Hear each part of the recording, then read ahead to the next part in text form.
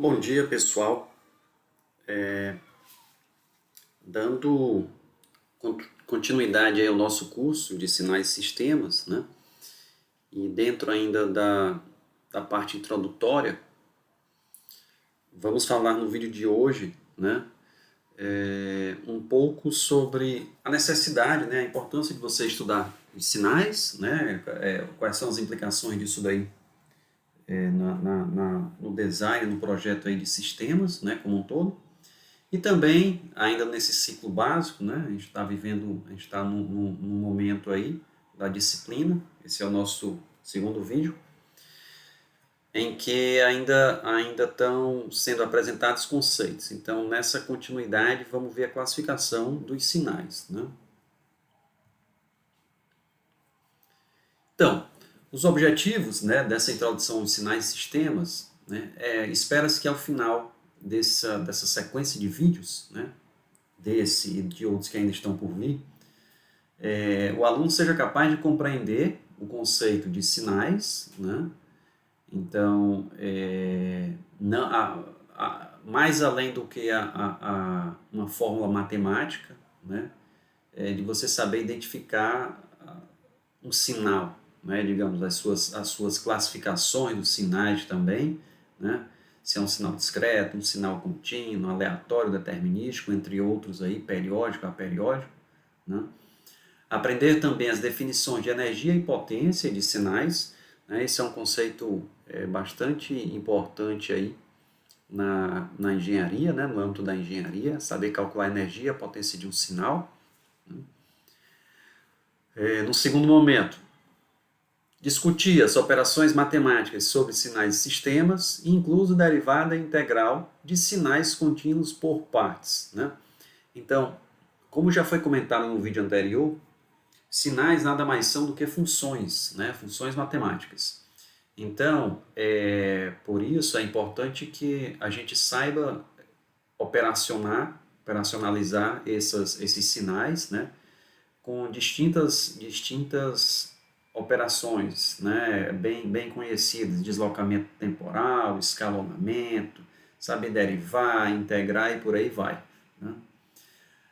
Ao longo desse vídeo também, a gente vai fazer na verdade, ao longo dessa introdução em sinais, né? Espera-se que no final os alunos tenham condições aí de fazer algumas simulações envolvendo simulações de tempo contínuo e discreto, né?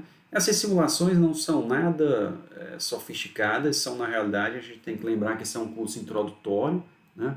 Então, basicamente é saber, em um primeiro momento, né, claro, utilizar o computador para auxiliá-lo, né, na resolução de exercícios, por exemplo. Né.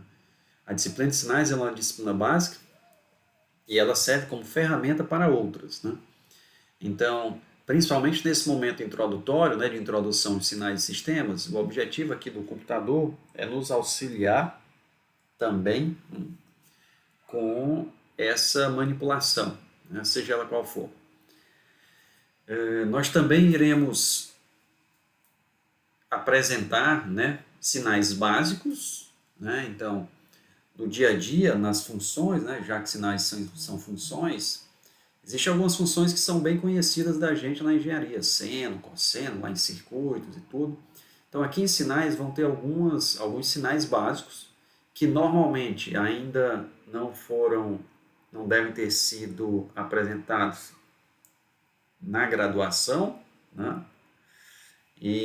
Mas que são corriqueiros, né, para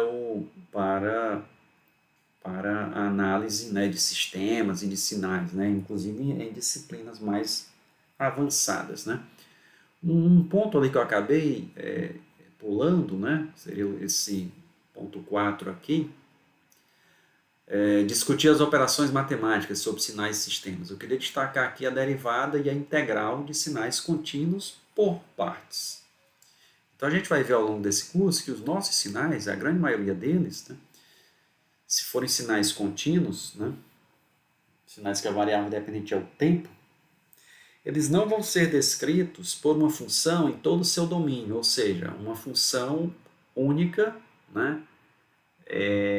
como como seno ou cosseno, em que ela é limitada no domínio do tempo, né? Vai de menos R a R. Então, aqui nesse curso, será normal trabalhar com sinais em que eles são contínuos, mas por partes, ou seja, eles vão ter várias partes, né? As partes lá do cálculo mesmo, e em cada parte dessa, ele pode estar apresentando valores, né? Funções diferentes e tudo. Então, nos cursos de cálculo, né, tradicionalmente, quando a gente aprende a derivar e a integrar uma função, ou seja, um sinal, sempre é uma função definida no domínio, né, de menos R, no domínio real. Ou seja, é uma função, e também, ou seja, não, e também uma função contínua. Aqui, o nosso domínio é real, claro, né, já que a variável é o tempo, mas ela vai ser uma função contínua por partes. Então, como é que se deriva isso, né? Como é que se deriva uma função desse tipo, como é que se integra uma função desse tipo? A gente também vai ver isso por aqui. Outro ponto, né? É a descrição de sinais gráficos analiticamente e vice-versa. Isso é importante porque, por vezes, né?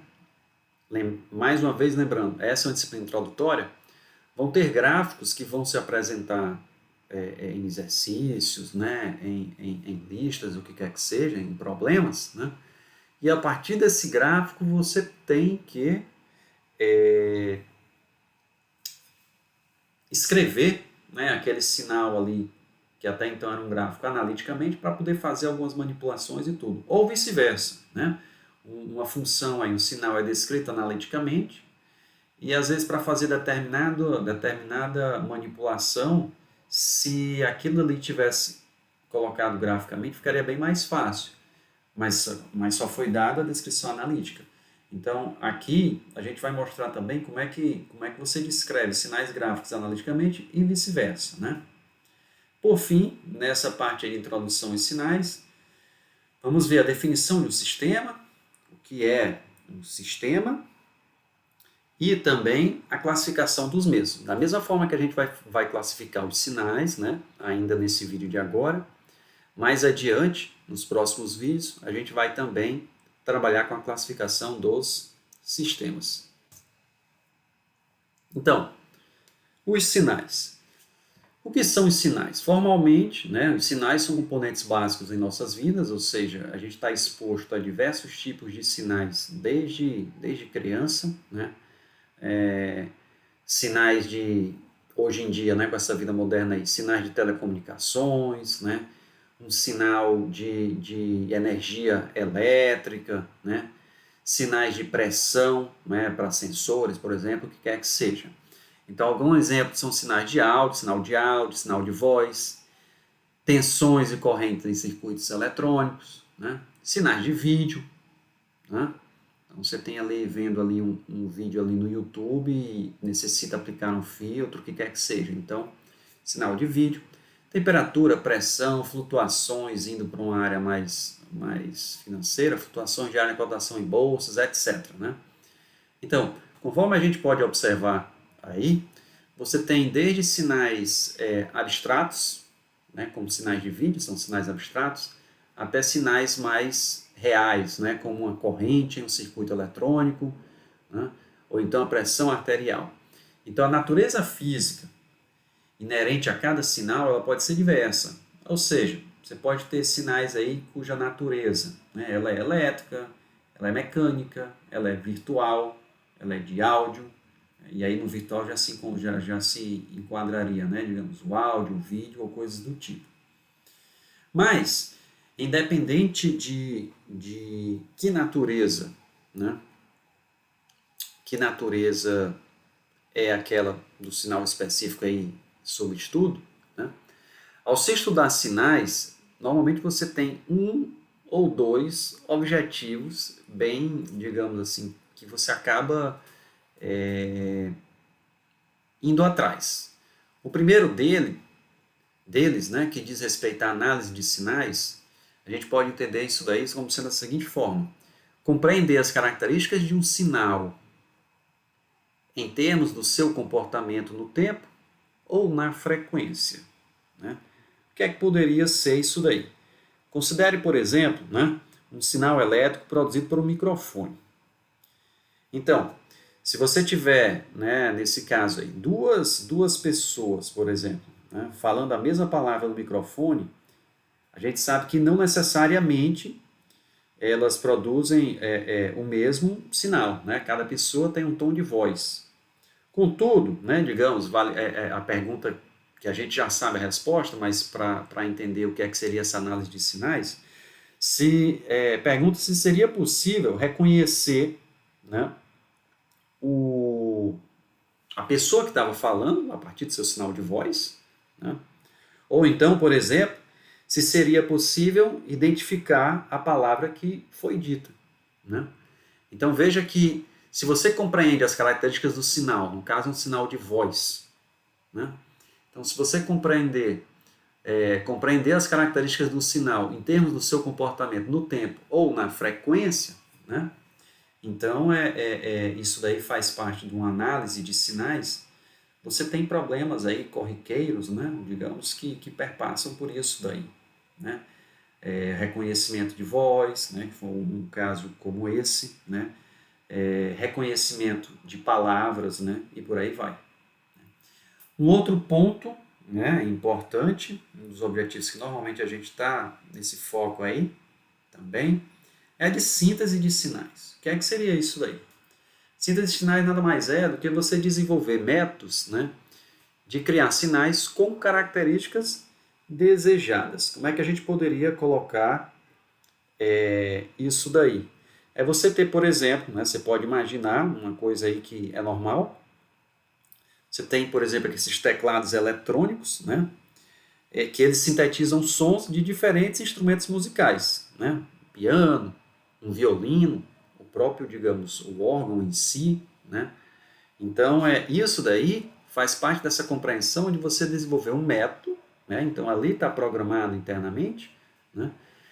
Você criar sinais com características desejadas. Então, a frequência, por exemplo, de um som de violino é diferente da frequência de um som de violão. Então, se você conhece a natureza, né, digamos, as características daquele som, né, daquele instrumento específico, a natureza do som daquele instrumento específico, você é capaz aí de desenvolver, né, ou de criar sinais com características desejadas, né? Então, a partir de uma escala musical, por exemplo, você fazer um som sair num tom de violino ou num tom de violão, por exemplo, né? Por outro lado, né, quando se fala em sinais, né, um sinal é uma informação. Então, sinais nada mais são do que informações, né? Mesmo um ruído que digamos assim, em princípio é algo indesejável, né? Mas ele acaba contendo uma informação que você quer retirar do teu sistema, né? E aí vem exatamente o que eu vou falar agora, né? Os sinais eles são frequentemente associados a sistemas. Então, um sinal, o que é que vai ser um sistema? Um sistema você pode imaginar da seguinte forma: você tem um sinal que ele é aplicado como entrada de um sistema. Você pode pensar no sistema com uma caixinha preta, né? E o sistema ele vai responder a este sinal produzindo um outro sinal. Vai ser um sinal de saída. Então, o sistema, né, ele nada mais é do que uma entidade física, né, que desde algo palpável, digamos assim, mais fisicamente mais concreto, como também a um programa de computador, o que quer que seja. Por quê? O que é que o sistema faz? Ele pega uma informação na entrada, ou seja, ele pega uma entrada, um sinal de entrada, e gera um sinal de saída, né? Dentro dessas características aí, né, do teu sinal, que o teu sinal possa ter ou não. E aí, né, em se falando em sistema, quando você tem interações, que é normal, de um sinal com o sistema, normalmente você tem um dos seguintes dois objetivos, né? O primeiro seria a análise, né? A gente viu a análise de sinais, então a análise de sistema. O que é que seria isso? Seria, por exemplo, você compreender como é que um sistema responde a um sinal. E o porquê disso? Como é que a gente pode ver isso daí? Que características, né, de um sinal de entrada são mantidas ou não por aquele sistema, né? Então, compreender como é que um sistema responde a um sinal, você pode ver da seguinte forma, né? Quais são as características de um sinal de entrada que são modificadas pelo sistema e de que maneira. Então, você tem um sinal de entrada que tem um espectro de frequência, né? Que é outra variável que também vai ser bastante trabalhado nesse curso, né? Não nesse momento agora, nesse momento a gente só vai trabalhar com o tempo. Então, digamos, adiantando um sinal no tempo, né? Ele pode ser descrito em termos de suas frequências. Então, que frequências, por exemplo, o meu sistema filtra? E por que que isso acontece? Então, um próprio exemplo de um sistema, como eu acabei de falar, poderia ser um filtro, né?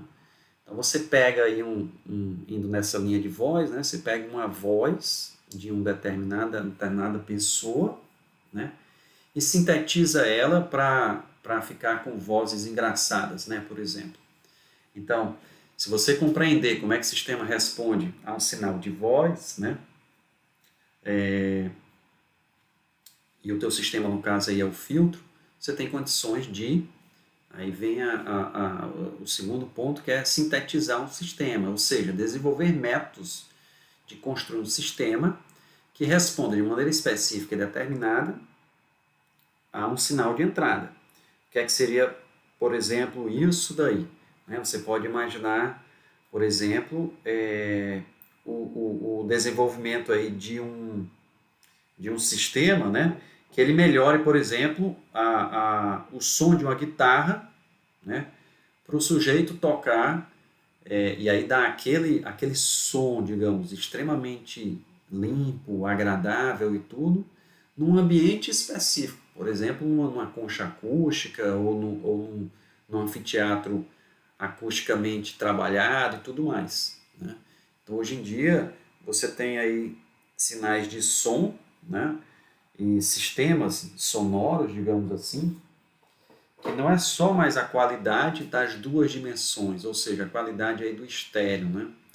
Você tem sensações já agregadas, né, sistemas com relação a sintetizados para sinais de som, por exemplo, que agregam aí sensações físicas, literalmente, ao você estar escutando aí uma música, né?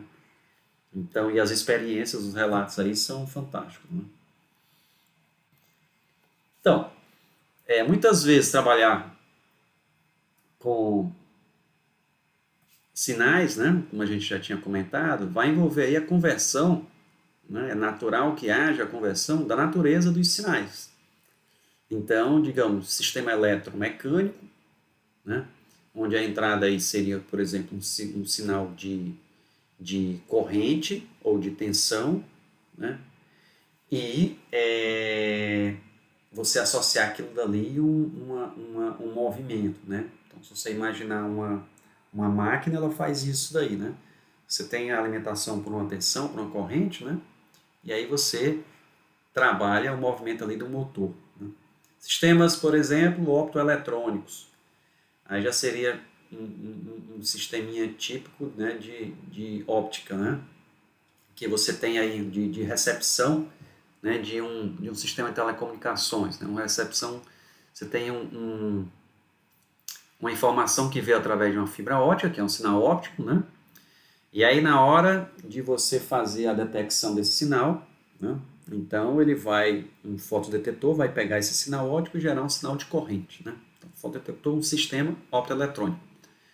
Um mecânico óptico, né? Você, a partir de um sinal mecânico, né, digamos assim, modificar uma característica óptica aí de uma luz, por exemplo. Digital óptico, né, e por aí vai. Então, cabe ressaltar que a gente vê que você tem aí, pelo menos aí nesse exemplo, né, quatro naturezas, né, quatro sistemas, né, de naturezas distintas, né, com sinais de entrada e saída, né, de naturezas distintas. Então, como é que você vai trabalhar isso se você mistura, digamos, óptico com mecânico, ou então óptico com eletrônica, né? Então é exatamente para isso que você estuda a teoria de sinais, né? A teoria de sinais ela é uma teoria ampla, né? Sinal, lembrando, sinal como informação. Então, a teoria de sinais ela é única, independente, né, da natureza do seu sinal. Então, não importa se você está com um problema de engenharia mecânica, um problema de engenharia elétrica, né, um problema de matemática, né, de física, o que quer que seja. Então, independente aí da natureza, né, quem vai fazer com que essa teoria aí seja única sob o ponto de vista do estudo dela é a matemática, né? Então, a gente vê aqui mais uma vez, né, da necessidade e importância de você ter, né, nesse curso, né, ser apresentado aí a várias ferramentas matemáticas, né? Então, dentro do curso de engenharia de telecomunicações, né, com certeza, do ponto de vista matemático, né, um curso de sinais é uma das disciplinas, né, que mais irá ter esse conteúdo, né, de você usar a matemática como ferramenta de análise para problemas maiores. Né? E a teoria de sinais, como está dito aí, ela é única, né, e quem faz essa uniformização, ela é a matemática, né, a matemática aí como linguagem.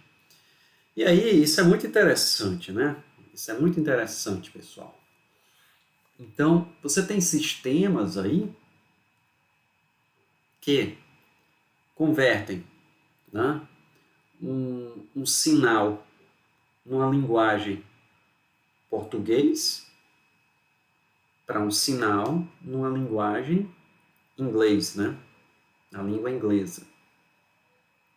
Então, quando você olha a matemática, né, como linguagem universal para universalizar esse estudo bem aí, a gente tem que lembrar, né, que o português também é uma linguagem, assim como o inglês também é uma linguagem.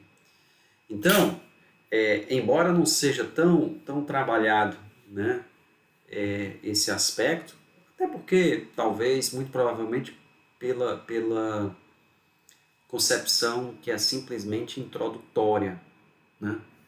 Com tudo que eu vou dizer aqui, ela deve ser ressaltada porque a matemática, como se sabe, ela é abstrata, né? Então, existem momentos ali, dependendo de que tipo de matemática que você está utilizando, que você tem que traduzir aquela matemática, né, para o seu dia a dia. Então, por exemplo, a gente estuda lá em cálculo a integral da função de menos infinita mais infinito. E o que é o infinito? Então, o infinito em alguns problemas de eletromagnetismo pode ser 1 metro. Em outros problemas são quilômetros. Né? Em outros problemas você estar distante de uma fonte. Então veja o seguinte, né? Existe, né, uma correspondência semântica entre a matemática e o léxico da língua portuguesa. O que é que seria isso daí? É você imaginar quando você se deparar com um problema do tipo: considere um sistema ao qual a saída num instante qualquer vale 2 vezes a entrada naquele mesmo instante. Né? Então, eu acabei, né, de falar para vocês algo que matematicamente é y de t igual a 2 vezes x de t. Então, tem uma correspondência semântica, né, entre a matemática e os termos que a gente usa, o léxico aí da língua portuguesa. Então, veja que na hora que você tem a matemática aí como linguagem universal, você realmente pode pensar, não deve se esquecer de vários tipos de linguagem. Então, uma delas é uma linguagem de programação. Então, existe uma correspondência semântica, ou seja, ali vai ser léxica, né? Ali vai ser pelos comandos específicos da linguagem Fortran, os comandos específicos da linguagem Python, da linguagem R, o que quer que seja, que você vai traduzir aqueles termos matemáticos para isso, né? E aí, se a gente lembrar que você tem que estudar as funções matemáticas, ou seja, estudar os sinais e manipulá-los, né? Então você vai ter que saber efetuar essa manipulação em um sisteminha embarcado, por exemplo, né? Então, é a matemática, por isso que a matemática se torna tão importante na teoria de sinais.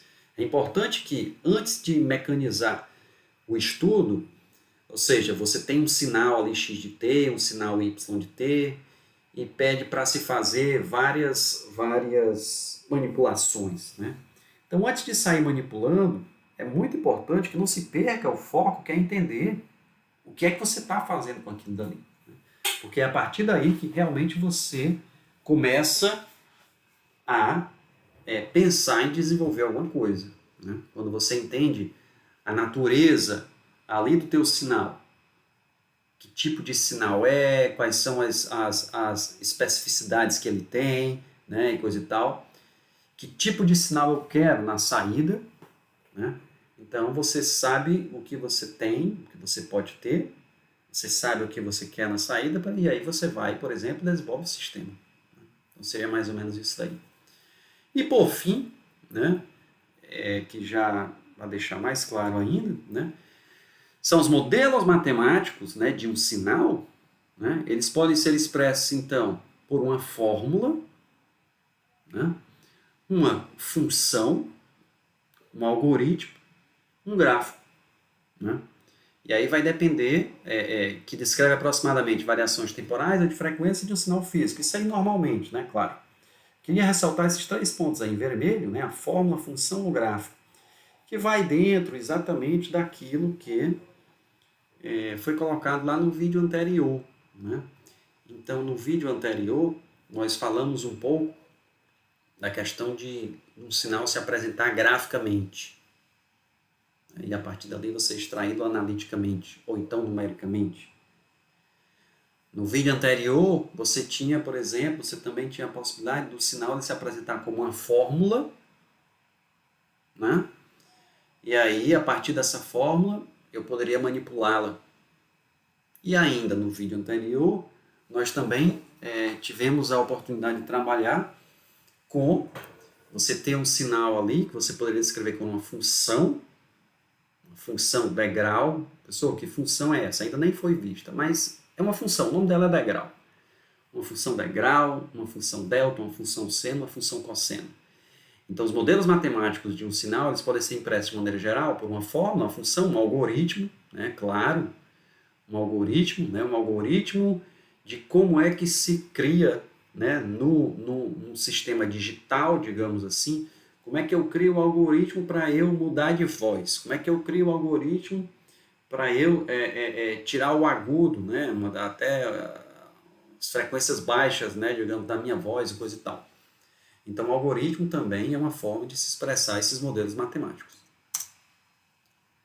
Então, isso daí a gente espero que tenha deixado claro, né, qual é da importância, né, de você trabalhar, né, e da importância matemática no trabalho com sinais, né, a definição do que seria o sinal, embora a gente não tenha formalmente definido, eu acho inclusive que vem agora, não estou lembrado aqui, vem, mas deixar claro que se entenda o que é um sinal, né, e o que é que seria um sistema. Então, sinal, né, agora está aqui definido. Um sinal, né, ele pode ser definido como sendo a função de uma ou mais variáveis, né, a qual veicula-se informações sobre a natureza de fenômenos físicos. Então, essa é uma definição clássica, né, definição que os livros aí apresentam. E daí, né, é importante ressaltar que ele é uma função de uma ou mais variáveis.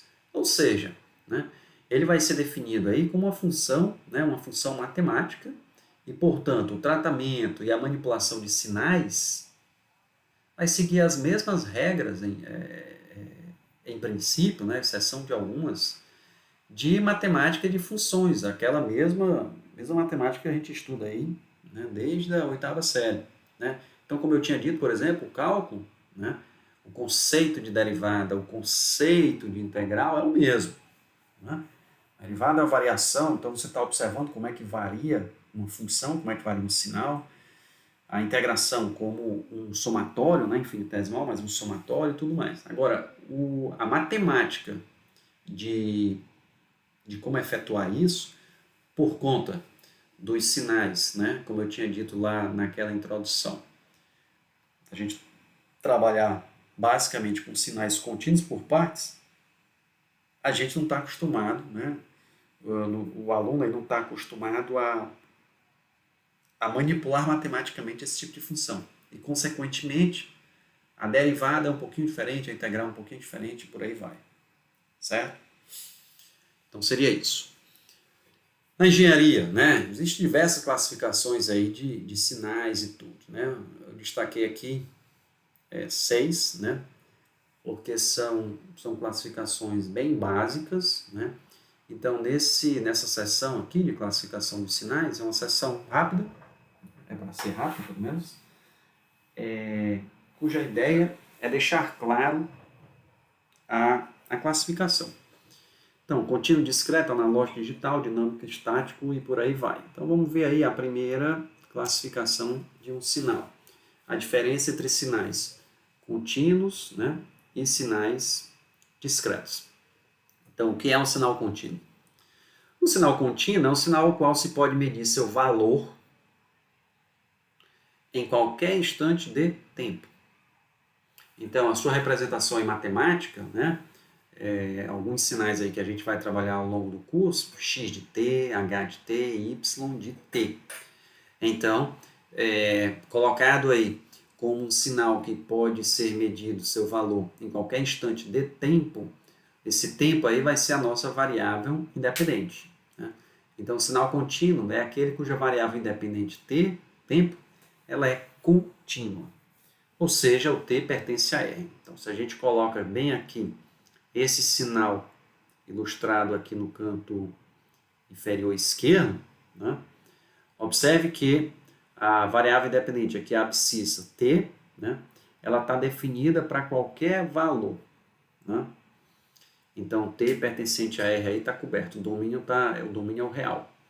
Diferentemente desse sinal aqui direito, né, em que a abscissa aqui, que a gente chama de n, né, ela só está sendo definida em pontos discretos, ou seja, n igual a 0, n igual a 1, por exemplo, n igual a 2, n igual a 3. Então, esse sinal, o sinal x, ele está sendo definido, né, esse sinal x está sendo definido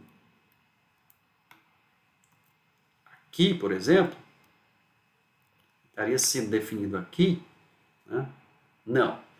Então, digamos, ele está definido aqui, está definido aqui, mas ele não está definido, né, nesse ponto, né, nem nesse ponto, nem nesse ponto aqui.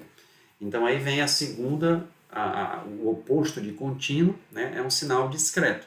Então, sinal discreto são sinais cujos valores só podem ser medidos em alguns instantes de tempo. Então, a representação, né, a gente coloca x de n, h de n e y de n. Essa representação em colchete, né?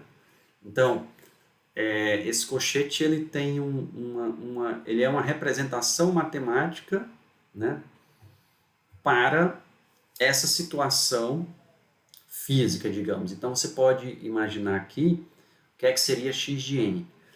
Ele vai ser o valor, ou seja, o valor do sinal x em alguns pontos específicos de tempo. Se você tivesse um sinal contínuo, como esse aqui da esquerda, e aí você fazer o que se chama no processo de amostragem, então estou amostrando aqui com um período TS, um valor TS de amostragem. Então, o x de n vai ser a sequência que é gerada.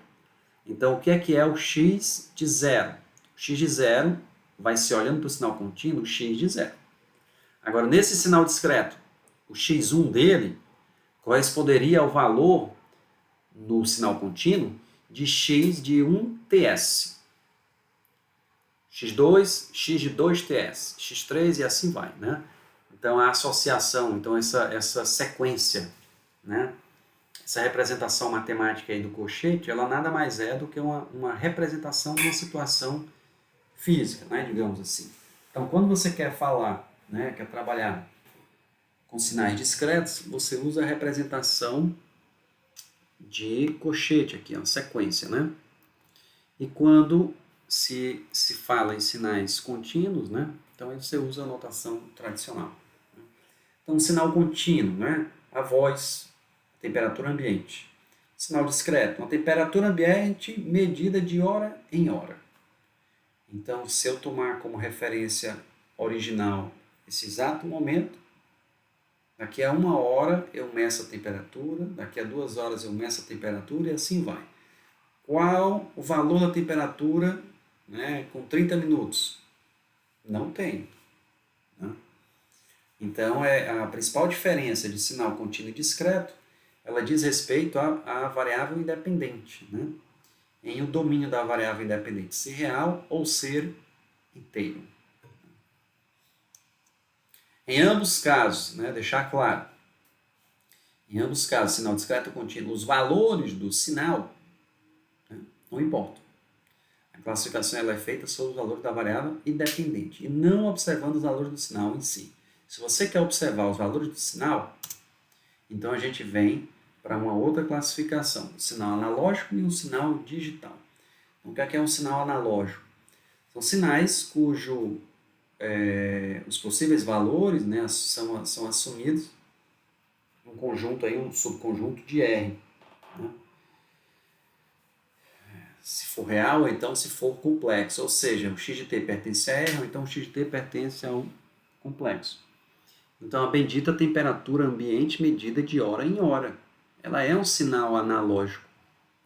Ela é um sinal discreto, mas é um discreto analógico. Por quê? A temperatura pode ser 30,47365 graus, né? Se você tiver precisão, se o seu equipamento assembly tiver precisão, a temperatura ela é analógica, ela pode sim, apresentar infinitos valores, mesmo que seja, e aí entra essa consideração aqui do subconjunto de R, mesmo que você sabe que a temperatura em Fortaleza nunca vai dar 0 graus. Né? Então, mas se você tiver um intervalo, por exemplo, entre 25 e 40 graus, ali você tem infinitos valores para assumir.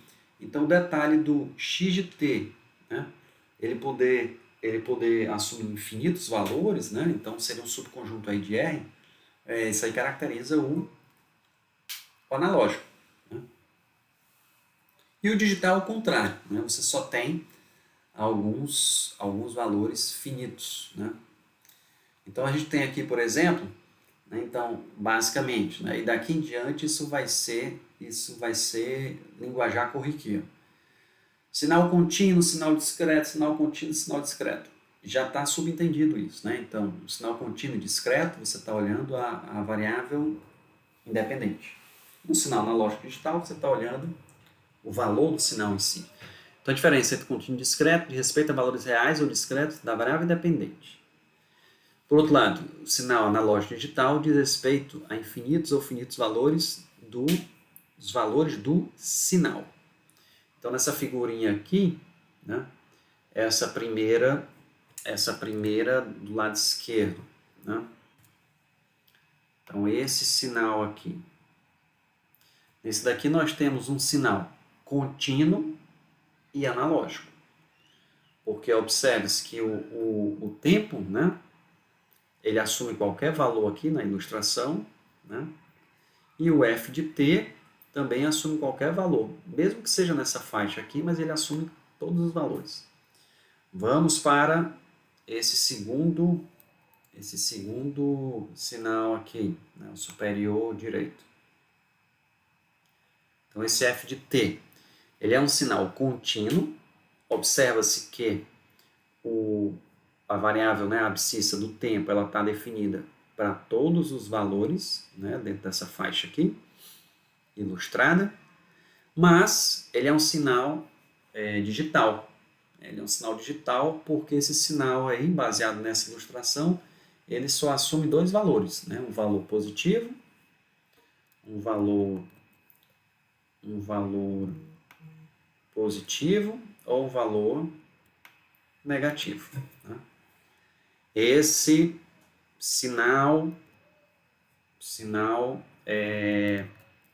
inferior esquerdo. Então aqui nós temos o tempo não assumindo todos os valores, então existem valores de tempo aqui que não estão definidos, né, onde eu estou colocando aí as setinhas, esses valores de tempo aqui não foram definidos, então ele é um sinal discreto. Por outro lado, os valores do sinal em si, o f de t, né, eles podem assumir ali, digamos, vários, mas eu só estou vendo aí, sei lá, 14 valores. Isso aqui é um pedaço do sinal, né? A ideia aí está sendo realmente didática, né, da coisa. Então, já, por fim, esse último sinal aqui inferior direito, né, você tem um sinal discreto e digital. Então, o tempo aqui está discretizado e os valores assumidos só são dois, o positivo, né, e o negativo. Então, seria isso daí. Uma terceira classificação, né, essa daqui é muito mais para amparar, né, entendimento. Então, nesse curso, nós só iremos trabalhar sinais cuja variável dependente é o tempo, né, seja ele discretizado ou não, e, consequentemente, mais adiante, o seu dual, que é a frequência. Então, a gente não vai trabalhar com sinal, função do espaço, nem nada disso. Né? Então, um sinal dinâmico, né, isso é uma classificação, sinal dinâmico é definido, né, são sinais que explicitamente eles variam com o tempo. Então, x de t, um y de t, um f de t, ou então um f de x e t. Então, observe aí que nesse caso, né, o sinal f, né, ele é a função de duas variáveis, x, poderia ser espaço, por exemplo, e o tempo. Então, claramente, o teu sinal é função do tempo. E aí, sendo o sinal função do tempo, né, então isso aí vai caracterizar como sendo um sinal de sistemas físicos aí dinâmicos. Né? E um sinal estático não é explicitamente, não é. Se você imaginar, por exemplo, uma imagem colorida de uma máquina fotográfica, isso aí é um típico caso de um sinal estático. A foto ali não vai mudar. É diferente do vídeo, que seria você estaria ali trabalhando com um sinal dinâmico. É uma definição, uma classificação aí bem simples, né? E só a título de conhecimento. Então, basicamente, a diferença de sinal dinâmico e sinal estático, ele está associado a variar ou não com o tempo, consequentemente com a frequência. Sinais determinísticos e sinais aleatórios, né? Então, no curso de vocês, curso de engenharia elétrica, engenharia de telecom, né? Tem disciplinas ali, vocês têm pelo menos duas disciplinas, né, de probabilidade, tem uma de estatística aplicada na engenharia, tem de processos estocásticos, né? Então, uma classificação de sinais determinísticos e sinais aleatórios, né? O que seria isso daí? O sinal determinístico é aquele que não possui certeza acerca do seu valor em qualquer instante de tempo ou de sequência, ou seja, em qualquer valor de t ou valor de n. Basicamente, o que é isso? Né? Você tem, sinal determinístico, você tem uma função, né, capaz de descrevê-lo com perfeita exatidão, ou seja, não possui certeza alguma. Já um sinal aleatório, não. O sinal aleatório é um sinal que existe incerteza, né, acerca de seu valor em algum instante. Então, os sinais aleatórios, né, você não consegue definir uma função matemática, né, para descrevê-lo analiticamente. Você pode aproximar. Né? O que começa, assim, o desenvolvimento de sistemas mais complexos. Né? Você começa com uma situação, eu vou aproximar o meu ruído por uma função gaussiana. Vou aproximar, então, assim, você pode até aproximar, mas um sinal aleatório na concepção dele, né? Ele tem alguma incerteza. Nessa classe de sinais, né? É possível destacar, né, o tipo de incerteza. Né? Basicamente, você tem, em princípio, digamos, dois tipos de incerteza. Incerteza probabilística e uma incerteza nebulosa. Né? Então, na probabilística, por exemplo, as métricas, né, os funcionais aí que você usa para tratar esse tipo de sinal, né, são diferentes. Né? Quando você faz um curso aí de estatística, né, de processos estocásticos, lá você tem métricas, né, das mais simples possível, médio, desvio padrão, variância, até outras mais complexas, né, uma autocorrelação entre dois sinais, né, e por aí vai. Isso daí se você tiver com sinais probabilísticos. E sinais nebulosos, né, que aí já vão na linha mais inteligência artificial, né, por mais que você possa fazer algum tratamento probabilístico, claro, né, porque não deixa de ser não determinístico, né, ele é uma classe não determinística, você pode trabalhar com ferramentas próprias, né, com linguagens próprias naquilo dali. Como que? Né? Você imaginar como é que o sistema vai se portar se a pessoa pesa de 30 quilos a 50, né, de 50 a 70 e por aí vai. Né? Então, essa ideia bem aí, aqui no curso, a gente só vai trabalhar com sinais determinísticos. Então, o curso de Engenharia Telecom tem disciplinas mais avançadas, né, em que você trabalha mais apropriadamente os sinais aleatórios e aí, consequentemente, envolvendo algo maior. Uma outra classificação, né, importante, sinal periódico e sinal aperiódico.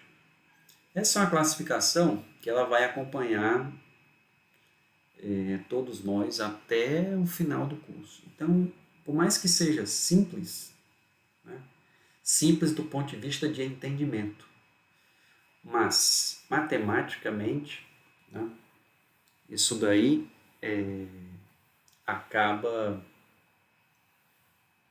trazendo às vezes dificuldades, né, para os alunos. Então, o que é um sinal periódico? O sinal periódico é um sinal cujo seu comportamento se repete indefinidamente após um determinado período. Então, passados 2 segundos, passados 3 segundos, aquele sinal, os valores dele começam a se repetir todos novamente. Então, a definição matemática de sinais periódicos ela é válida independente do sinal ser contínuo ou discreto, ou seja, independente se é x de t ou x de n, né? Bem como dele ser analógico ou digital. Não interessa se ele assume só 3, 4 valores ou infinitos. Então, o que é sinal de tempo contínuo? Né? O que é que vai ser um sinal contínuo aí? Periódico.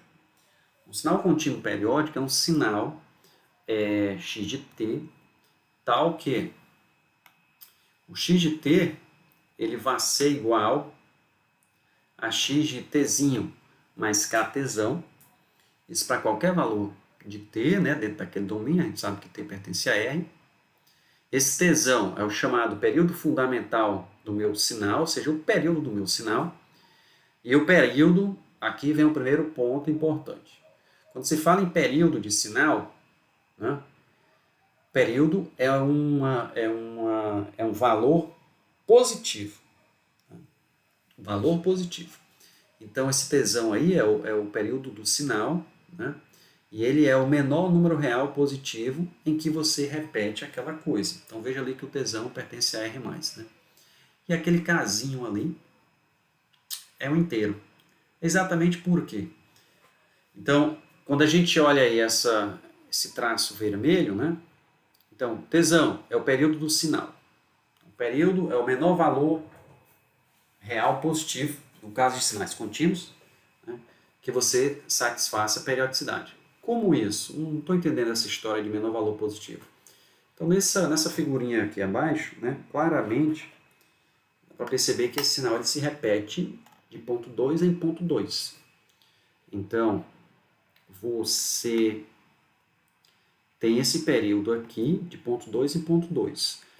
Mas a gente também pode dizer, já que ele é um sinal, ele está representado aqui só 6 períodos, mas é claro que a ideia seria infinita. Ele também se repete de ponto 4 em ponto 4. Né? Você pode pegar um quadradinho desse aqui, colocar outro do lado, ele não vai estar se repetindo de ponto 4 em ponto 4. Aqui ele não vai estar se repetindo de ponto 2 em ponto 2. Aqui em verde, ele não vai estar se repetindo de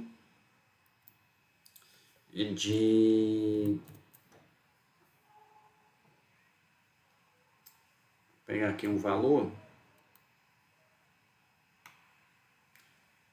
de ponto 6 em ponto 6, né? Lembrando que o tempo vai até o mais infinito e se estende até o menos infinito. Então você está com um sinal que se repete, ponto 2, ponto 2, ponto 4, ponto 4, ponto 6, ponto 6, ele se repete. Se ele se repete, ele tem um período. Qual é o período? O período é o menor valor positivo, o menor número real positivo, ou seja, nesse exemplo aí, ponto 2. Ok? Se um sinal ele é periódico, então ele vai ter o que se chama de frequência fundamental. A frequência fundamental, no caso, tiver sinais de funções de tempo, né? Então, a frequência fundamental, ela é medida em hertz, né? E ela vale o inverso do período. E por fim, mas não menos importante, né? Você tem também a frequência angular fundamental, medida em radianos por segundo, que é o 2πf ou 2π sobre tesão. Então, determine o período e a frequência fundamental do sinal abaixo. Né? Isso aqui a gente já acabou de fazer. Né? Então, esse sinal, quanto é o período dele? O período dele é 0,2. Quanto é a frequência fundamental? A frequência fundamental vai ser o inverso de 0,2, que dá 5. Quanto é a frequência angular fundamental? Vai ser 2πf, f é 5, então vai ser igual a 10π. Então vamos dar uma olhadinha no programinha aí, né? Um exemplo. Não mais agora para discutir essa questão aí do período, não mais para discutir aí o período e a frequência, mas para descrever um pouquinho esse sinal, né? Como é que você poderia, por exemplo, plotar esse sinal aí, né? Caso necessário.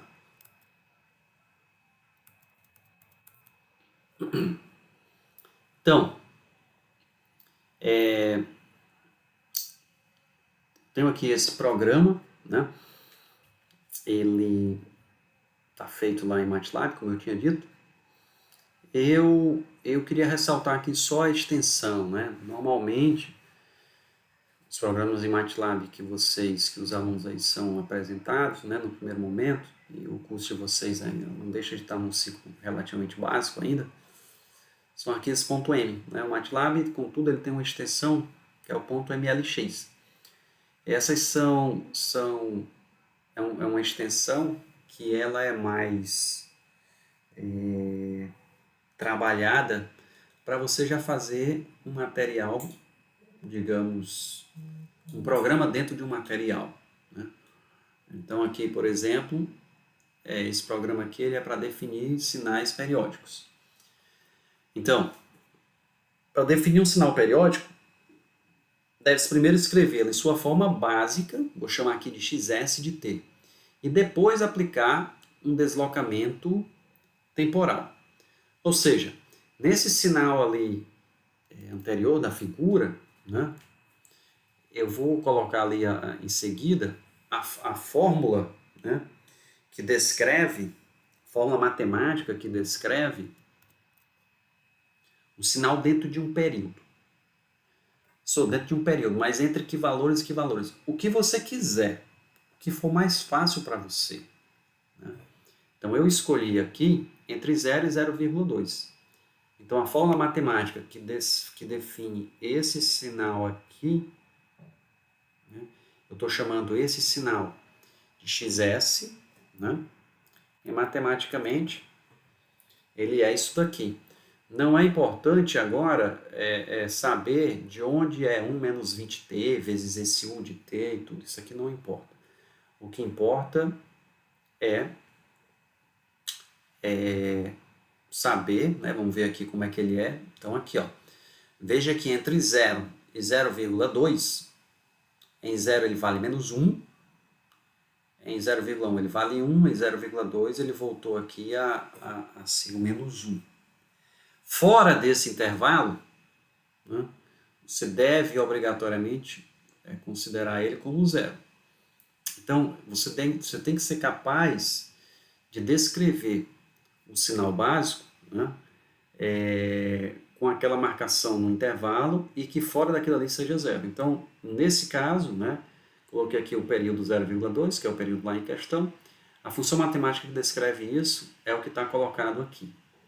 Então, não é importante, né, saber como foi encontrada a expressão que descreve o xs, mas apenas a confirmação. Então, eu plotei ali, né, esses aqui são os comandos para plotar. Ele foi descrito como um sinal simbólico, optei por simbólico.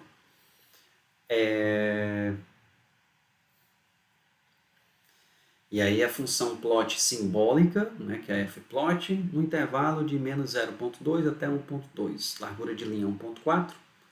E os eixos aqui, né, o x-label com o tzinho de LaPeC, o y-label, né, então o interpretador e coisa e tal. Isso aí são detalhes. Então, visualizar esse sinal, né, ele pode ser feito de forma numérica ou simbólica. Para esse programa, uma vez que o t e o xs de t já eram simbólicos, né, eu escrevi aqui o t como simbólico, então o xs como simbólico, consequentemente. Então já usei a ferramenta aqui de plot simbólico de um sinal. Meu sinal é o xs de t.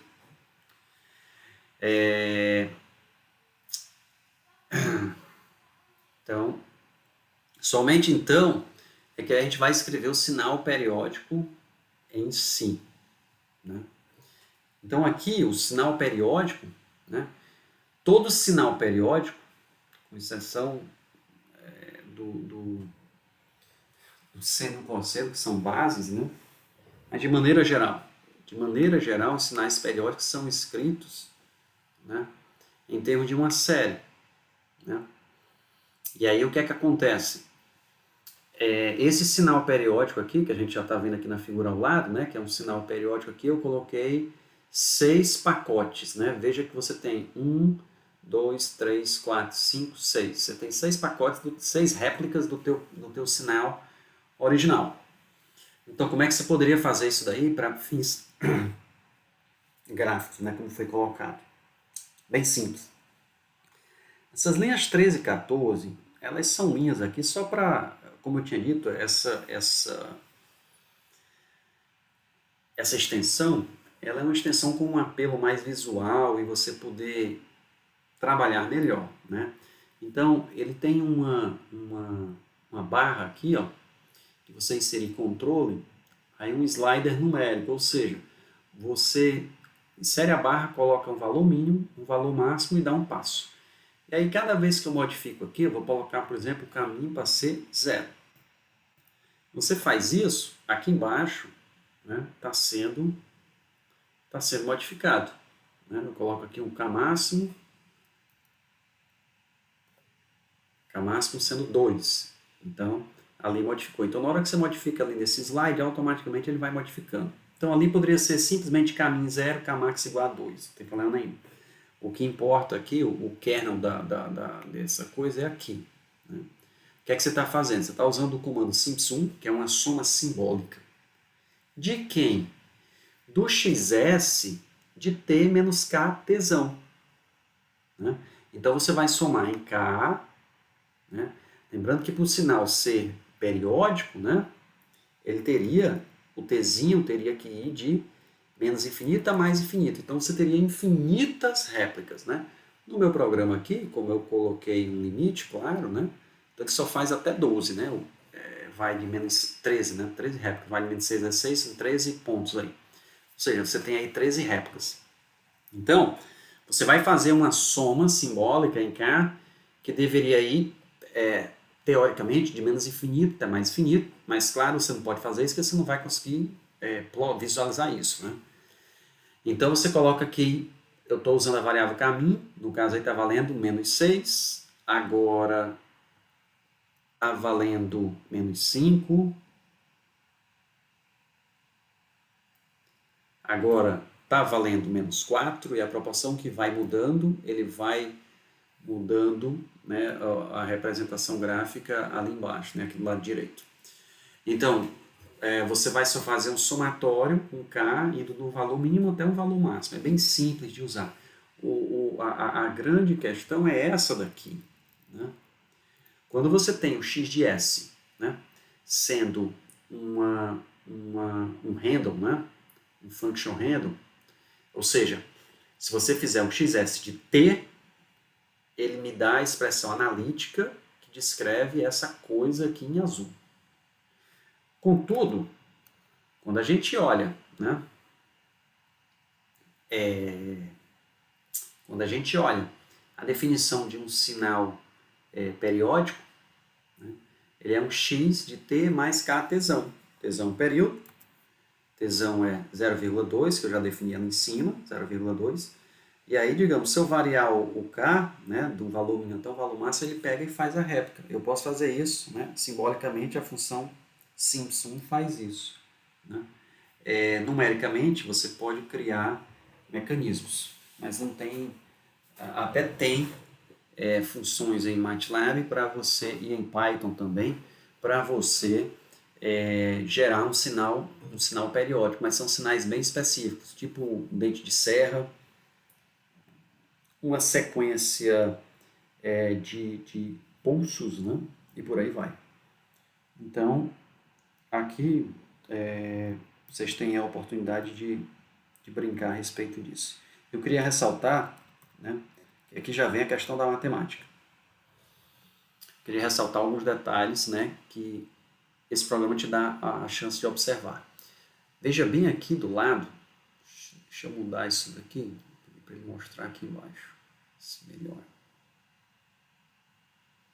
Você tem aqui na legenda do teu sinal, né, a descrição, já coloquei ele automatizado, né, a descrição do somatório do teu XS. Lembrando que XS é o sinal fundamental. Então, o somatório está indo com K indo de 0 até 0. Ou seja, você está simplesmente fazendo K igual a 0, só tem um valor de K, que é 0, e esse sinal aqui que está em vermelho, né, tracejado, ele é o próprio sinal original. Dentro do intervalo ali que está sendo plotado, entre 0 e 0,2, é o sinal original, né? Agora, o que é que acontece? Se eu coloco o K máximo, né, para ser 1, então, você tem agora dois termos no somatório. No somatório, K vale 0 ou K vale 1. Então, substituindo, isso daí seria... Vamos... Só um momento. Vamos colocar aqui. Então, você tem aqui o x periódico, né, como sendo o somatório em K indo de 0 até 1. O xs de t menos k tesão. Então, isso daqui é igual a quanto? Isso aqui é igual ao xs de t menos 0 tesão mais o xs de tzinho menos 1 tesão. Queria só lembrar que esse tesão aqui, né, ele é 0,2, né, nesse problema. Então, tesão igual a 0,2. Então, dando continuidade aí. Nós temos, continuando a expansão ali, isso aí vai ser simplesmente o xs de t mais um xs de tzinho menos 0,2. Né? Então, veja que eu tenho dois termos, então eu tenho duas réplicas do sinal. Eu tenho aqui o meu sinal original, que eu escrevi originalmente, na descrição analítica que eu fiz acima, ele estava descrito por intervalo entre 0 e 0,2. Então, esse sujeito nessa região aqui, ele corresponde ao K0, porque quando você quando você olha na expansão, né, o valor de K igual a zero é essa parcela bem aqui. Então, ela é o próprio XS. Né? E o valor de K igual a 1, né, ele corresponde, na prática, a ser um XS de T menos 0,2. E aí, professor, como é que faz esse negócio? Isso a gente vai ver. Então, aqui você já vê, né, da importância que você tem da manipulação de sinais. Isso é uma operação que a gente chama de deslocamento temporal. Então, esse deslocamento, né, T menos 0,2, ele criou um outro, uma réplica, né, que é a diferença desse, né, ele basicamente ele pega o sinal original e joga aqui, dá um deslocamento de 0,2 para a direita e coloca aqui do lado. Então, se a gente pegasse, então, eu tenho dois termos no somatório, 0 e 1, eu tenho duas réplicas. Agora eu tenho três termos, né, porque é 0, 1 e 2, eu tenho três réplicas. Eu tenho quatro termos, quatro réplicas e assim vai. E assim vai até onde você for. Que K máximo igual a 6, eu tenho 7 réplicas. Ok? E isso daí pode ser feito também se você considerasse, por exemplo, né, o caminho menos 1. Então, o que é que você está fazendo aqui? Né? O que é que está sendo descrito aí matematicamente? Né? O teu XP ele estaria sendo colocado como somatório em K. Indo de quanto? Aqui eu estou colocando K igual a menos 1, né? Então, de menos 1 até 0. O XS de Tzinho menos K Tzão. Então, já substituindo, né, pela mesma ideia anterior, para só deixar claro, quando você colocar Kzinho valendo menos 1, isso daí vai ficar XS de Tzinho, K valendo menos 1. Então, esse menos com menos dá mais, então fica T mais 0,2. Né?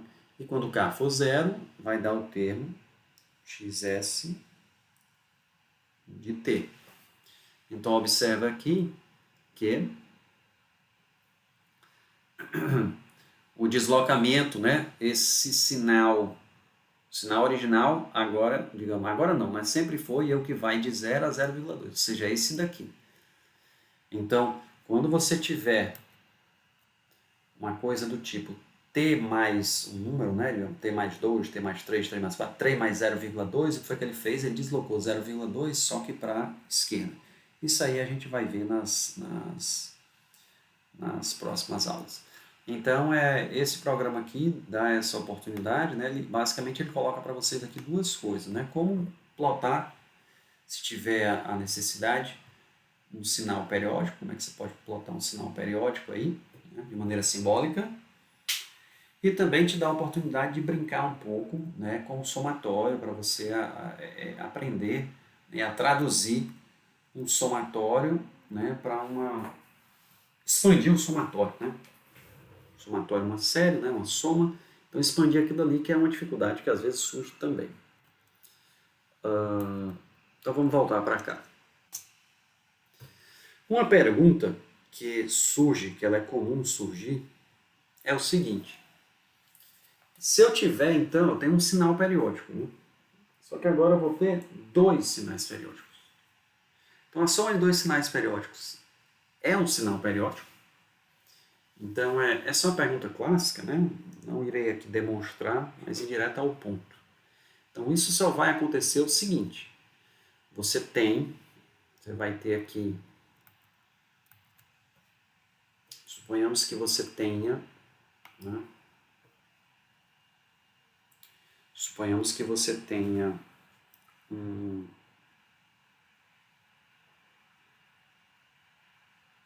sinal x1, né, de período Tzinho1, que é o que está ilustrado aí na forma da apresentação. E aí você tem um segundo sinal x de período T2. Então, obrigatoriamente, se T1 sobre T2, que é uma fração, ela for escrita, né, como igual a um m sobre r, desde que m e r sejam números inteiros, basicamente, né, você está dizendo que T1 sobre T2 é uma fração de inteiros.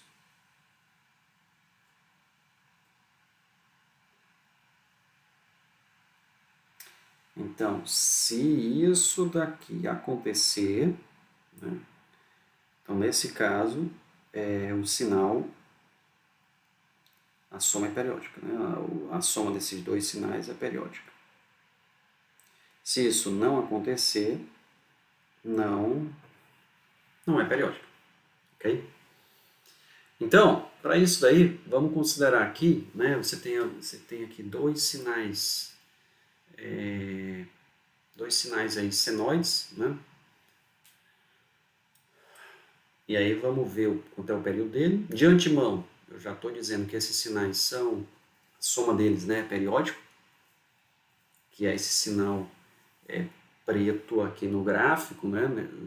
Ele tem um período aqui de 2, a gente vai basicamente com isso daqui, o objetivo aqui é simplesmente calcular quanto é que vai ser esse período, calcular quanto é a frequência, né, a frequência fundamental disso daí, e discutir, né, um pouquinho sobre as harmônicas. Né?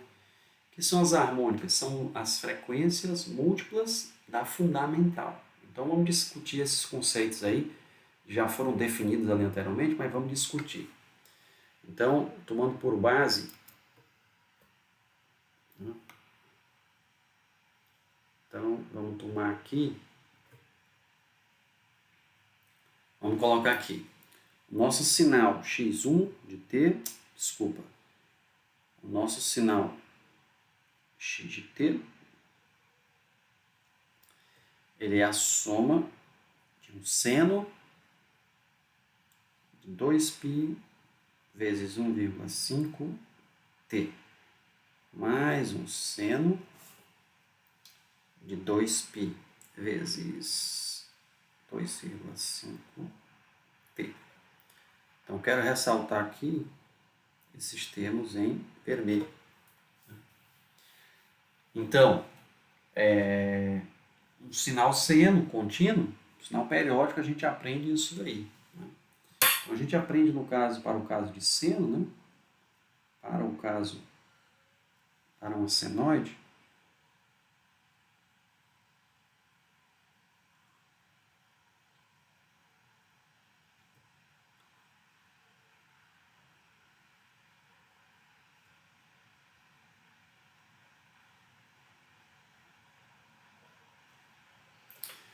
uma senoide escrita dessa forma, né, com uma amplitude A, uma frequência ω0 e uma fase angular de φ, né? Então, A é a amplitude. A gente vai, inclusive, rever isso daqui no próximo vídeo, quando nós falarmos de sinais básicos, mas nunca é demais. Então, A é a chamada amplitude, né? Então, A é a amplitude. ω0 é a frequência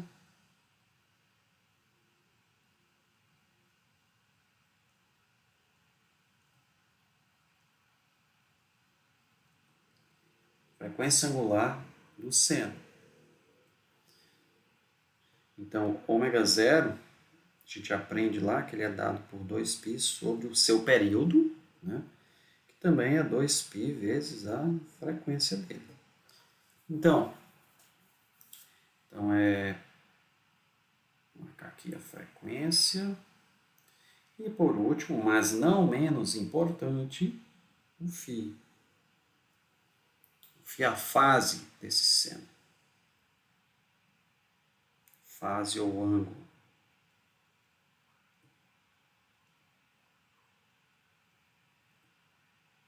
Do seno.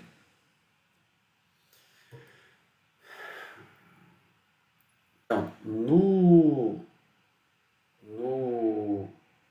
nosso exemplo aqui, né? Então, claramente dá para você identificar, né? Na verdade, ele pode escrever aqui, a gente olha aqui pelo slide. Então, você tem ali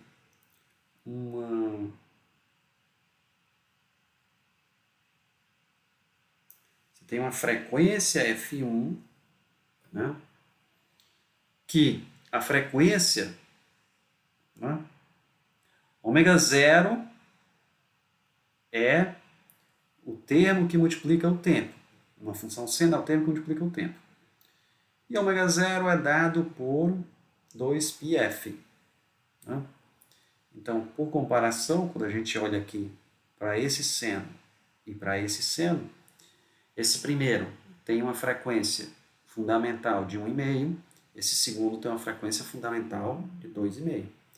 Então, aqui eu vou considerar o F1 igual a 2,5, né? O F1,5, desculpa, o F1 igual a 1,5, o F2 igual a 2,5. Né? Só que o T1 é igual a 1 sobre F1, que vai ser igual a 1 sobre 3/6, que dá 2/3. E o T2 vai ser 1 sobre o F2, que vai ser igual a 2/5. O inverso de 5/6. 2/5. Então, como eu tinha dito, esse sinal é periódico, a gente vê aí pela figura, e já, inclusive, observando aqui a figura, já sabe de antemão que o período é 2, mas vamos ver aqui como é que seria.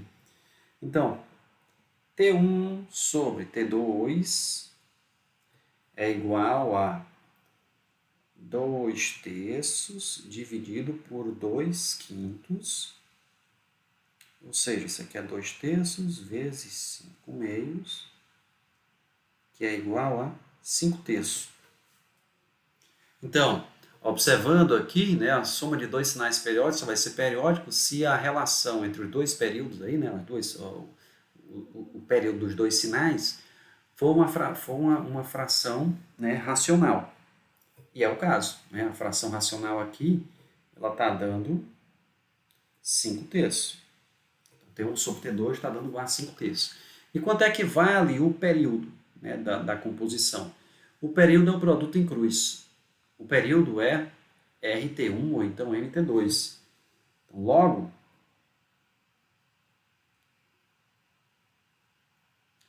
Tzão ele é igual a 3T1, que também é igual a 5T2.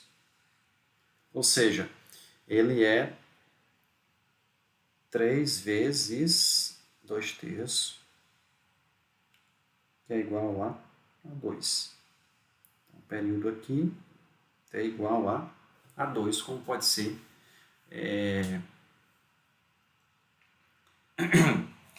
comprovado.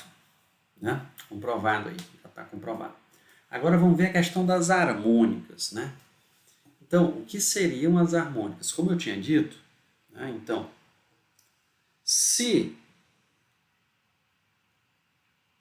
o período fundamental é 2, isso implica que a frequência fundamental F ela é igual a meio. Ela é igual a meio. Ok? Então, quando você olha, nós temos duas parcelas, né? Nós temos uma parcela, né? Se a gente imaginasse aqui, né, só para ficar fácil de compreender, se a gente imaginasse aqui as frequências, né? Você tem uma parcela atuando numa frequência de 1,5, né?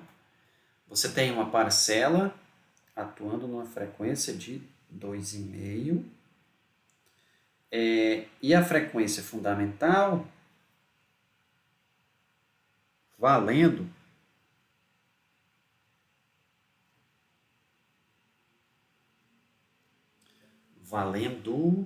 meio, meio, como a gente viu aqui, calculou. Então, a frequência do meu sinal da soma, né, do sinal x de t, que é a soma dos dois, a frequência dele é meio, né? Ou seja, ele é um sinal que ele se repete de 2 em 2, consequentemente, então, ele tem uma frequência de meio. Aí o que é que acontece? Para essas duas componentes de frequência, você tem essa componente de frequência, né? Um seno que tem uma frequência de 1,5 e um seno que tem uma frequência de 2,5. Então a gente, só para constar, a gente pega e aí pode escrever esse 1,5 e esse 2,5 da seguinte forma, coisa bem simples, né? Isso aqui é 3 vezes meio, e isso daqui é 5 vezes meio. Então, as harmônicas desse sinal. Esse sinal, né, o sinal x de t, ele vai ter, então, uma terceira harmônica aqui e uma quinta harmônica. Não? Porque ele tem frequências, né? Ele, como um todo, tem uma frequência de meio. Mas essa frequência de meio, digamos assim, esse sinal que tem frequência de meio, foi criada a partir de sinais com a frequência de 1,5 e de 2,5. Então, essa discussão em cima das harmônicas, o seno que tem a frequência de 1,5 ali, ele corresponderia à terceira harmônica, e aquela parcela que tem o seno de frequência 2,5, ele corresponderia à quinta harmônica. Seria isso. Sinais de tempo discreto. A ideia dos sinais de tempo discreto é a mesmíssima, né? Só deixar claro que o n, né, da sequência é um inteiro. O enão, aqui é onde tem a pequena diferença, né? Enão vai ser o período fundamental. Só que como é uma sequência, né, então um sinal de tempo discreto, o enão é o menor valor inteiro positivo. Então, anteriormente, né, o período tesão era o menor valor real positivo. Né? E isso vem exatamente do fato de que, como é uma sequência, né, digamos, então você tem o x de n, x de 1, x de 2, x de 3, x de 4, você não tem x de 1,5, né, nem x de 1,3. Então, pela necessidade que a gente tinha visto anteriormente de que n seja inteiro, você obrigatoriamente vai ter que o período também é um inteiro. Se você tiver a soma de dois sinais periódicos, de períodos n1 e n2, então desde que a relação entre n1 e n2 seja racional também, né, da mesma forma, a soma vai ser periódica. E quanto é o período, professor? O período é simplesmente o produto em cruz, igual como foi feito no outro. Então não mudou absolutamente nada. Um sinal aperiódico, né, isso daqui é uma consideração muito mais, né? Usualmente são sinais não repetitivos, então matematicamente não é possível você definir ali um tesão ou um enão que garanta a periodicidade daquilo. Aqui do lado esquerdo você tem um sinal periódico, do lado direito você tem um sinal aperiódico. Vamos, dentro dessa classificação de periódica a periódica, essa classificação para vocês aqui no curso ela é a mais importante. Por que isso? Né? Já adiantando. Nós vamos ter da segunda metade em diante do curso, ferramentas de análise de frequência, né? A série de Fourier transformada de Fourier. E aí, o que é que acontece? A série de Fourier, ela só é definida para sinais periódicos, né? A transformada de Fourier, ela também pode ser definida sobre sinais periódicos, né? Então, elas são ferramentas de análise de frequência, né? Mas que podem ser aplicadas ou não para sinais periódicos ou não. Então, assim, essa questão de sinais periódicos, ela é bem importante, né? Pensando nisso, né, eu queria considerar aqui esses 4 exemplos aqui para a gente trabalhá-los, discuti-los, na realidade, porque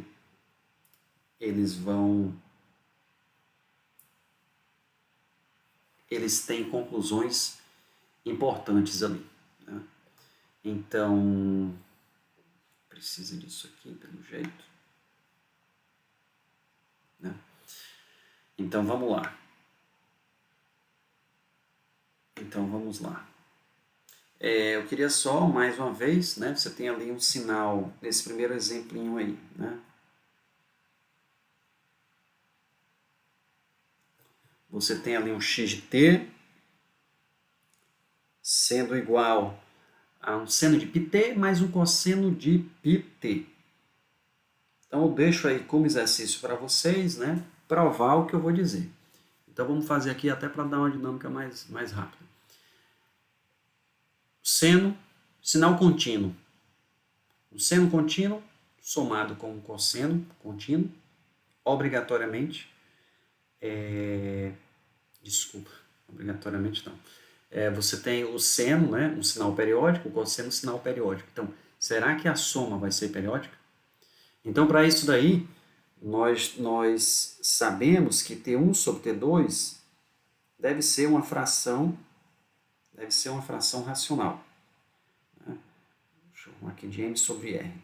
E o Tzão seria dado por R T1. Então, vamos lá, né? Nesse caso bem aí, o seno ômega dele é π. Então, o ômega é π.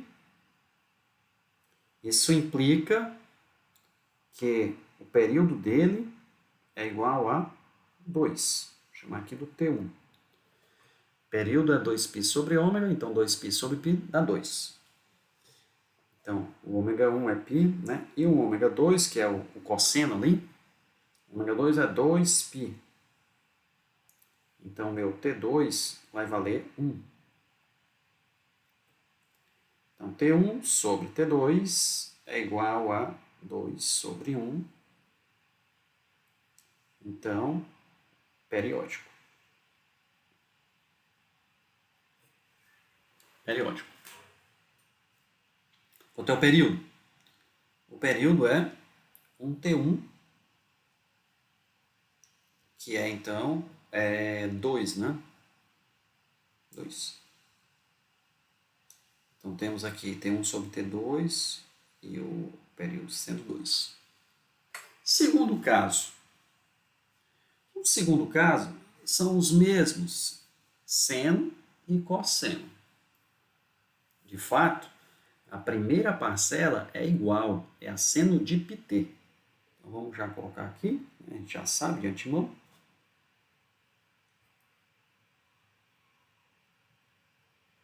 Nesse exemplo 2, então você vai ter um T1 que ele vale, vamos pescar ele aqui, o T1 vale 2.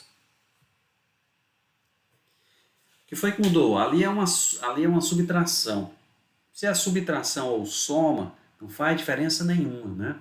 Lembrando que a soma, a subtração é você somar com um número negativo. Então, uma soma, subtração é uma soma. Então, não vai ser aquele 2 que vai fazer diferença. É cosseno em cima, é cosseno embaixo. Mesma forma. Então, o que mudou bem ali foi simplesmente um fator de π, né? Veja que em cima é 2πt e embaixo é 2t. Então, só tirei um fatorzinho de π. O que é que vai acontecer? Então, o ômega 2 ele é igual a 2, né? E o T2, que é igual a 2π sobre ômega 2, ele vai ser igual a 2π sobre 2, que vai ser igual a π. Então, nós temos aqui para esse caso T1 igual a 2 e o T2 igual a π. Então, fazendo a relação T1 sobre T2 vai dar quanto? Vai dar 2 sobre π. Então, 2 sobre π não é uma fração racional. Π é irracional. Logo, isso aqui é não periódico. Ou seja, eu estou somando duas funções, vou chamar de seno, né? Porque o cosseno é um seno defasado. Estou somando dois senos e ele não obrigatoriamente é periódico. Né? Mais importante do que isso, queria ressaltar o detalhe. O que foi que complicou a periodicidade aqui? O que foi que matou a periodicidade? Foi esse fatorzinho aqui de π. Né? Então veja que se eu estivesse somando seno de t com cosseno de 2t, na fração, né, na hora que você fosse colocar aqui, teria um termo de π em cima. E aí cortaria π com π, não tem problema. Então você soma seno de 2t com cosseno de t, ok. Você soma seno de πt com cosseno de 2πt, ok, periódico. Agora, se uma das frequências, né, se um desses dois termos aí, né, do seno e do cosseno, se uma das frequências tiver π e a outra não tiver, matou a periodicidade. Então, é bom deixar isso claro, né, porque as funções seno e cosseno, elas fazem parte do espectro de sinais básicos, que a gente vai ver no próximo vídeo, e, portanto, não pode haver dúvida disso. Tem que deixar isso aí bem claro. Terceiro exemplo. O terceiro exemplo é o seguinte, né? Você tem um sinal ali, é um sinal complexo, e elevado a j ômega 0t. É um sinal complexo. X de n igual a elevado a j ômega 0n. É um sinal complexo. Esses sinais complexos, eles também serão sinais básicos para a gente. Né? A gente também vai definir como sinais básicos. Mas o que eu quero discutir aqui é a periodicidade. Então, vamos pegar aqui vamos ver se eles são periódicos, né? O que eu quero saber. Então, o x3, o x de t, desculpa, exemplo 3. Você tem aqui, né, o x de t, que ele é igual a e elevado a j ômega 0t. A pergunta é periódico?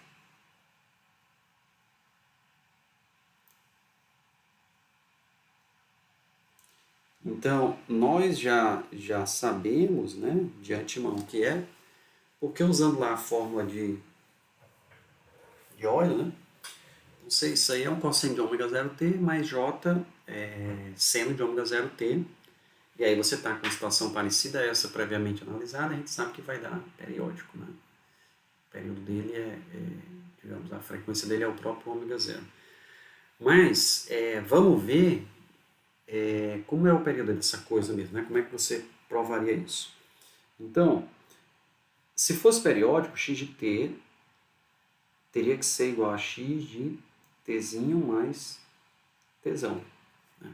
Eu não vou colocar tzinho mais ktzão, porque como o período é o menor valor positivo possível, então eu vou analisar só na primeira situação, né? Uma situação k igual a 1, digamos.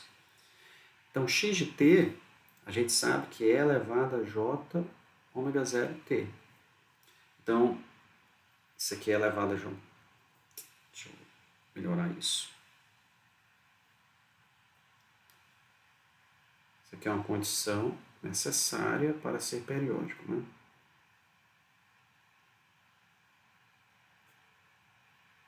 Para periodicidade. Então, é elevado a j ômega 0t. Vamos calcular quanto é que é x de tzinho mais tzão.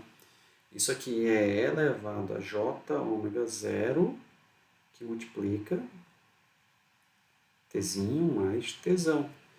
De novo, isso aqui, ó, matemática simples, de segundo grau. Então, aquilo que a gente discutiu lá nos fóruns, né? O que eu preciso aqui, o que eu preciso de vocês, são esses conhecimentos básicos. Não pode titubear. Se titubear, tem uma falha, né? Essa falha, infelizmente, ela vai ser, coisas desse tipo vão ser necessárias do início até o final do curso.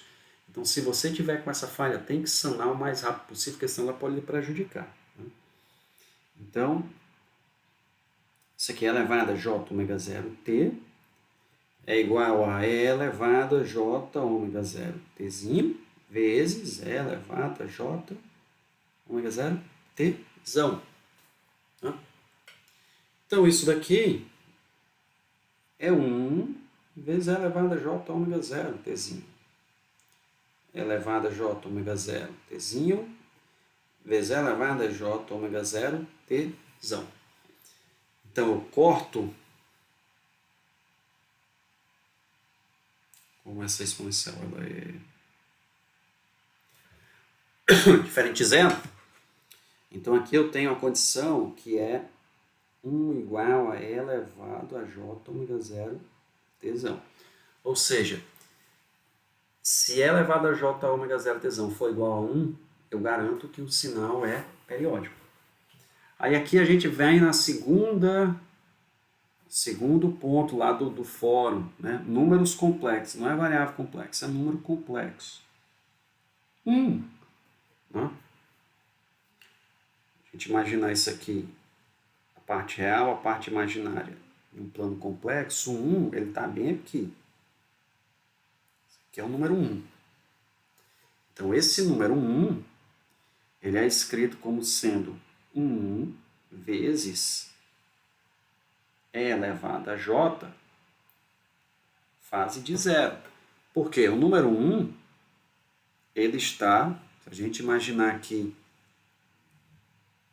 um raio, esse raio é 1, e o raio é o módulo. E se a gente imaginar o ângulo que ele faz com o eixo x, esse ângulo é 0. Então, revisão, né, de novo,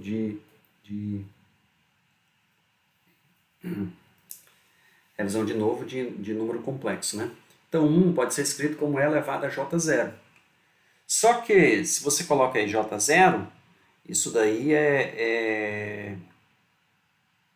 vai fazer com que o tzão seja 0, que aí a solução trivial não vale.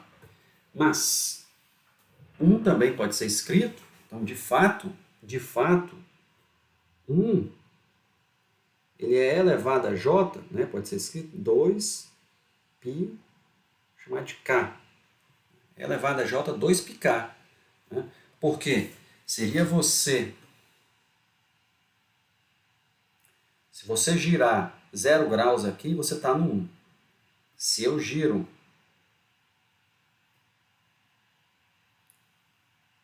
80, 180, 360, eu dei em 1.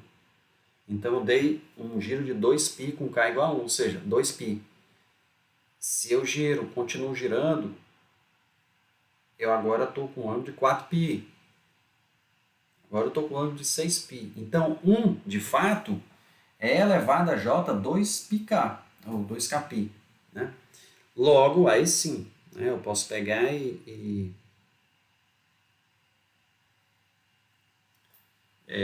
fazer a comparação ali com então, E elevado a j 2πk igual a E elevado a j ômega 0 tzão.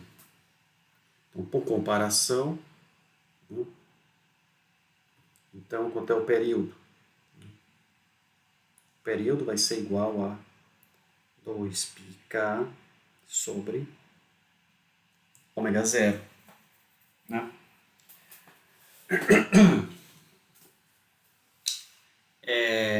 O menor valor é considerar k igual a 1. Então, o menor valor é esse daqui. Tzão igual a 2π sobre ômega 0. Ou seja, a exponencial complexa, né, de frequência angular ômega 0, ela possui um período que vale 2π sobre ômega zero. Esse é um resultado muito importante, hein?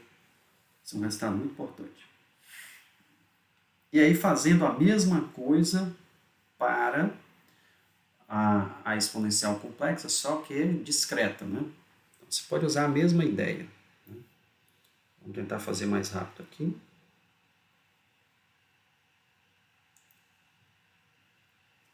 Então, x de n é igual a e elevado a j ômega zero n.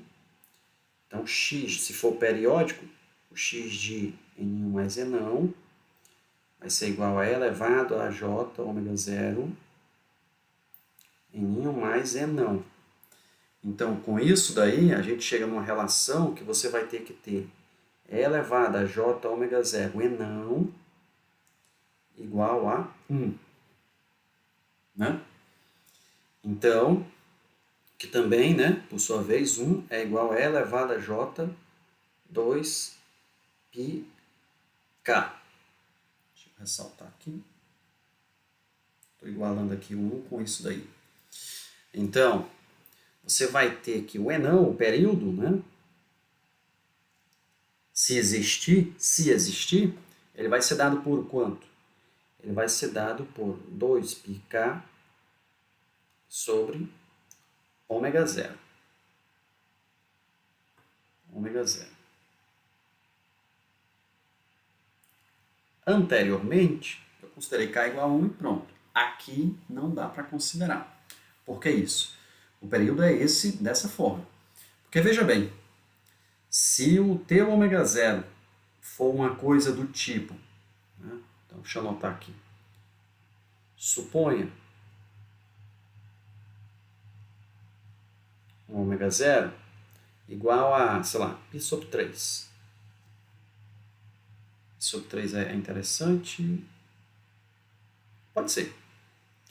Então, por essa expressão aqui anterior, o n é o período, é o menor valor inteiro, né, positivo. Então, ele é 2πk sobre ômega zero. Mas eu estou considerando, né, eu estou supondo ômega zero igual a π sobre 3.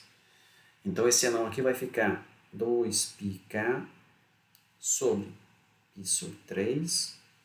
Então, isso aqui vai dar 6k. Eu posso escolher o valor de k que eu quiser, desde que ele seja inteiro, né, e positivo.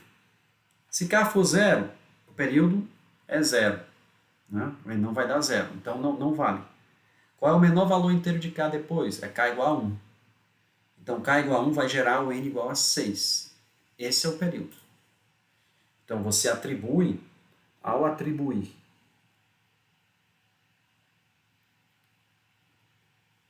valores positivos e inteiros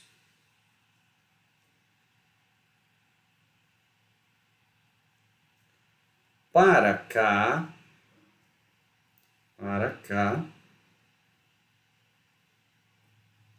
vírgula, encontra-se que o menor valor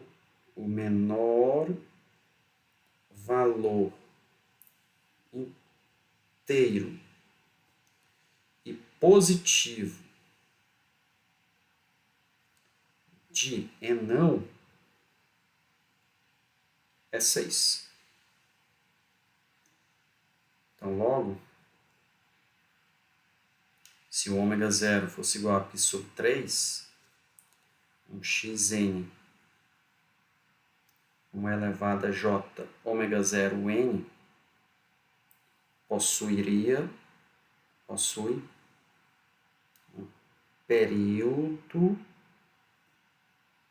n igual a 6. Ok? Então, vejam isso daí, analisem, né? E qualquer dúvida a gente conversa em um outro momento, claro. E por fim, né, mas não menos importante, se o x de t aí fosse uma série, né? Uma soma infinita. Então, quantos termos você tem aí? O n vai de 1 até infinito. Esse n aí não é o n da sequência discreta, ele é um indexador do somatório. Né? Veja que o sinal é x de t. Então, veja que o sinal é contínuo. Então, esse n aqui não tem nada a ver com esse n aqui, né? Nesse contexto aqui dessa equação, não. E isso faz parte do entendimento de vocês, né? Lembre-se que vocês têm que manipular a matemática e saber utilizar. Então, não confundam, nesse momento, esse n com esse, porque não tem nada a ver. Então, aqui você tem um somatório, né, de cossenos, um A1, cosseno de ômega 0t, mais um A2, cosseno de 2 ômega 0t, mais um A3, cosseno de 3 ômega 0t, e por aí vai. Então, isso daí, né, você percebe que você está com um problema tipo esses dois primeiros aqui, né, de soma de cossenos, mas você está realmente como o primeiríssimo, como esse primeiro caso aqui, né, em que é múltiplo inteiro. Veja, se você dissesse aqui, por exemplo, né, só por comparação, se dissesse que o n aqui fosse, o ômega 0 fosse o bendito π, então você estaria aqui com seno de 1 ômega 0, e esse aqui seria o cosseno de 2 ômega 0 e coisa e tal. Então, por comparação, quando a gente vê, ó, quanto foi que deu o período lá desse primeiro caso? A gente chegou a fazer aqui. O período, ó, deu o próprio período do sinal de menor frequência. Então, esse cosseno, essa série, esse somatório de cosseno, quanto é o período dele? 2π sobre ômega 0. Seria isso.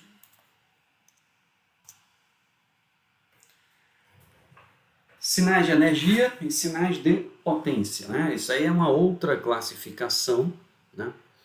É uma classificação importante porque, direta ou indiretamente, ela está associada com